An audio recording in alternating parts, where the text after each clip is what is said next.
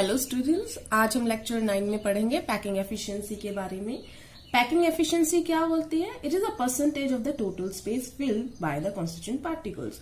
इसका मतलब कि जो कॉन्स्टिट्यूएंट पार्टिकल्स थे, एटम्स हो, मॉलिक्यूल्स हो या आयंस हो, वो कितना पैक कर रहे हैं। इसका मतलब एक तरीके से समझ लो कि कितना भर लिया उन्होंने स्पेस, उसको बोल रहे हैं वो पैकिंग एफिशिएंसी। और जो खाली स्थान आ गए, जो वॉइड आ गए, वो होता है एम्प्टी स्पेस, वॉइड स्पेस। तो पैकिंग एफिशिएंसी किसकी बात कर रहा है? जो पार्टिकल्स ने जगह घेर ली, ठीक है ना।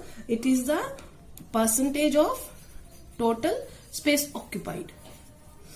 अब बात करते हैं कि हम अलग अलग की अलग अलग बताई थी। जैसे आपको अगर ध्यान हो, मैंने सिंपल क्यूबिक के लिए बताई थी कि उसकी होती है 52% के करीब। उसके बाद हमने बोली थी कि जो बॉडी सेंटर्ड यूनिट सेल होती है उसकी होती है 68%, जो फेस सेंटर्ड होती है उसकी होती है 74%, एचसीपी होता है 74%। तो ये कैसे कैलकुलेट किया गया कि ये इतना स्पेस इन्होंने ऑक्यूपाई किया कॉन्स्टिट्यूएंट पार्टिकल्स ने? पैकिंग एफिशिएंसी कैसे कैलकुलेट की? तो आज हम पढ़ेंगे पैकिंग एफिशिएंसी हमने कैसे कैलकुलेट की। सबसे पहले हम मानते हैं कि हम एक सिंपल के लिए कैलकुलेट करते हैं। For simple cubic unit cell, simple cubic अगर याद हो तो उसके अंदर पार्टिकल जो होते हैं वो सिर्फ कहां पर होते हैं? Only at corners. तो 8 कॉर्नर्स जो है वहां पर कॉन्स्टिट्यूएंट पार्टिकल्स मौजूद होते हैं, बस।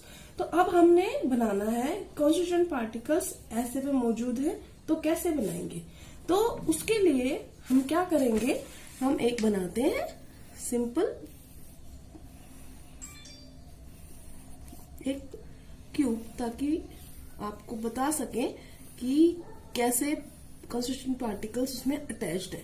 अगर कल आपको ध्यान हो, स्क्वायर वाला दिखाया था, तो कहाँ होता है, क्या होता है उसके अंदर? एक, मैं सिर्फ सामने वाला फ्रंट वाला बना रही हूँ क्योंकि पीछे वाला अलग दिखेगा।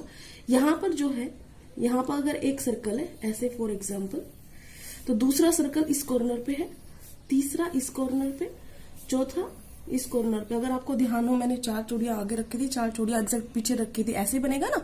तो अब बात करो, हम इसकी बात कर रहे हैं जैसे। तो अब हमें निकालना है पैकिंग एफिशिएंसी। तो पैकिंग एफिशिएंसी का कैसे निकालोगे आप किसी चीज की? मान लो आपने पैकिंग एफिशिएंसी निकालनी है, आपके मार्क्स कैसे कैलकुलेट करते हो? आप बताओ, आपके परसेंटेज कैसे कैलकुलेट करते हो कि टोटल नंबर कितने का था, मतलब पेपर कितने नंबर का था और उसमें आपके कितने मार्क्स आए? मान लो आपके 75 आए आउट ऑफ 100, तो आप क्या लिखते हो कि 75 बटे में 100 गुना में 100, ये आपका परसेंटेज निकालने का फॉर्मूला होता है। तो पैकिंग एफिशिएंसी कैसे निकालेंगे हम कि कितना वॉल्यूम ऑक्यूपाइड किया गया बाय एटम, मतलब कितने मार्क्स आपने लिए, एक्चुअली कितने मार्क्स का पेपर था, total volume of unit cell, unit cell ने पूरा स्पेस दे रखा था, इनटू में क्या कर देंगे हम 100, ठीक है। तो अब हमने वॉल्यूम ऑक्यूपाइड बाय एटम्स निकालना है, लेकिन यहाँ पे कितने एटम्स आप कंट्रीब्यूट करो, कितने नंबर ऑफ एटम्स होते हैं एक उसमें सिंपल यूनिट सेल में, क्योंकि कॉर्नर्स में पार्टिकल है तो 8 इंटू 1/8, कितने पार्टिकल आए? 1। तो हमने सिर्फ एक एटम का वॉल्यूम निकालना है। तो वॉल्यूम कैसे निकालेंगे हम एक एटम का? पहले तो ये सोचना पड़ेगा। तो जो हमारी ये क्यूब के अंदर लेंथ है, ये कितनी है? a, और सारी a ही है, क्यूबिक की बात कर रहे हैं तो सारी साइड्स बराबर है। उसके बाद अगर आप देखो, ये जो a है ये डिवाइड हो रहा है किससे? इनकी रेडियस से, है ना। तो इसका मतलब जो ये r है इधर, यहां से लेके यहां तक, तो a is equal to 2r लिख सकते हैं ना हम। तो हम पहले बात करते हैं वॉल्यूम ऑफ 1 एटम। जो आपको एक एटम दिखाई दिया उसका वॉल्यूम कैसे निकालोगे आप? किसी भी स्फेरिकल चीज का वॉल्यूम कैसे निकालते हैं? 4/3 पाई आर क्यूब। अब 4/3 पाई आर हमने ये ली है रेडियस, आई पाई आर क्यूब। ये हो गया एक एटम का, और इस सिंपल क्यूबिक यूनिट सेल में एक ही एटम है, इतना हो गया। उसके बाद हमें निकालना है total volume of unit cell.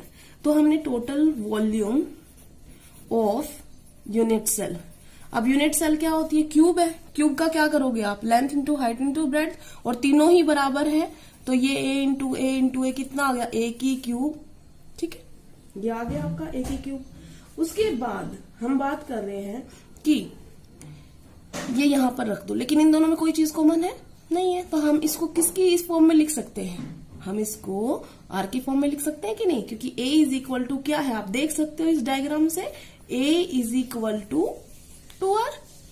ठीक है, तो हमारा टोटल वॉल्यूम क्या हो गया ऑफ यूनिट सेल, ए की क्यूब, इसका मतलब 2r की क्यूब, 2r क्यूब को और आप करोगे तो 8r की क्यूब, इतना हो गया। अब हम पैकिंग एफिशिएंसी लिखते हैं, तो ये था आपका 4/3 पाई आर क्यूब बटे में ये क्या आ गया 8r क्यूब, इंटू में क्या करना है 100, ये कट गया, ये कट गया, ये आपका जो आप कैलकुलेट करोगे करके देख लेना बेशक, अगर हम करते हैं तो ये हो गया 2, ये आ जाएगा आपका पाई और 3 दूनी 6, और इसको कैलकुलेट कर रहे हैं तो इसकी एग्जैक्ट जो होती है 52.4% होती है। आपको कल 52% लिखवाई थी, वो अप्रोक्स दिखाई थी, ये एग्जैक्ट उसकी पैकिंग एफिशिएंसी आ गई हमारे पास 52.4%। चाहे वो आपका सिंपल क्यूबिक यूनिट सेल था, हमने आराम से उसमें पैकिंग एफिशिएंसी निकाल ली। तो अब आपको समझ में आ गया पैकिंग एफिशिएंसी किसे कहते हैं। Thank you class.